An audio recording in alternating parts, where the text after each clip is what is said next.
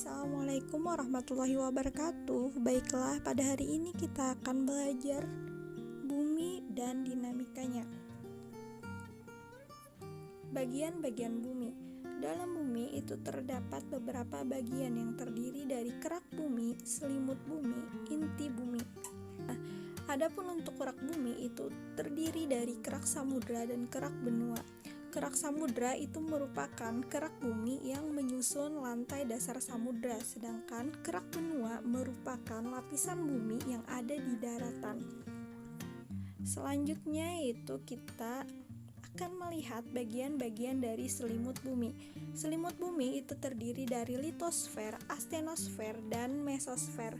Litosfer itu merupakan lapisan terluar dari selimut bumi yang tersusun atas materi-materi padat, terutama batuan.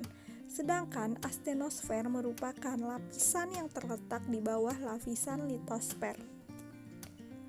Yang ketiga, mesosfer. Mesosfer merupakan lapisan yang terletak di bawah lapisan astenosfer.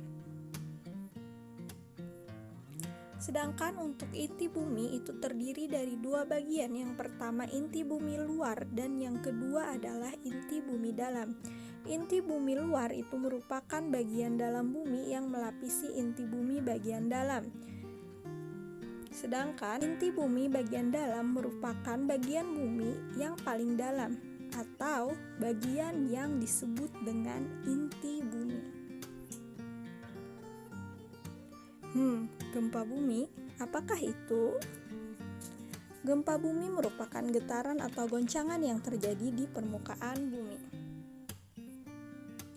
Berdasarkan penyebabnya, gempa bumi dapat dibedakan menjadi 5 jenis. Yang pertama, gempa tektonik.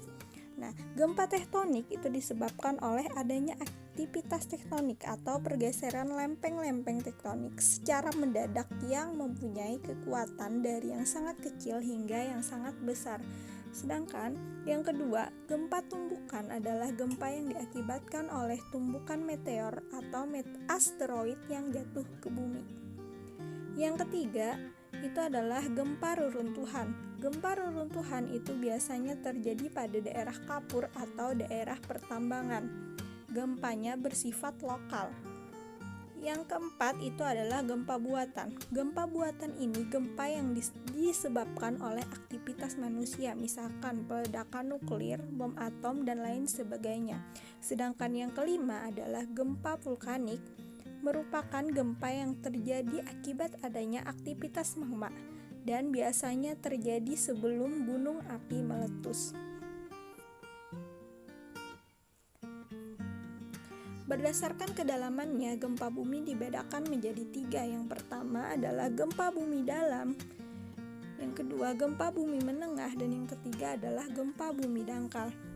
Gempa bumi dalam adalah gempa bumi yang pusat gempanya lebih dari 300 km di bawah permukaan bumi. Gempa bumi dalam pada umumnya tidak terlalu berbahaya. Sedangkan yang kedua adalah gempa bumi menengah. Gempa bumi menengah adalah gempa bumi yang pusat gempanya berada di antara 60 km sampai dengan 300 km di bawah permukaan bumi. Biasanya gempa bumi menengah itu menimbulkan kerusakan ringan dan getarannya lebih terasa. Sedangkan yang ketiga itu adalah gempa bumi dangkal.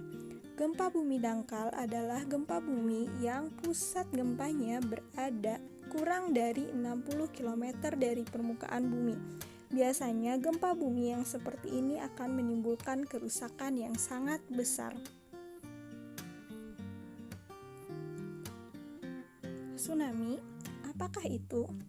Tsunami adalah gelombang air besar yang diakibatkan oleh adanya gangguan di bawah permukaan laut. Terjadinya gempa bumi dapat memicu terjadinya tsunami.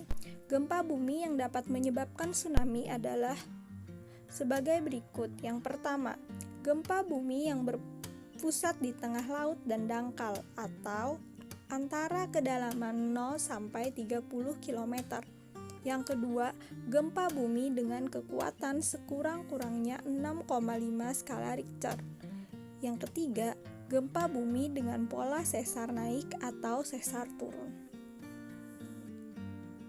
Oke, sampai di sini dulu pembelajaran kita pada hari ini. Salah hilang mohon maaf. Wassalamualaikum warahmatullahi wabarakatuh.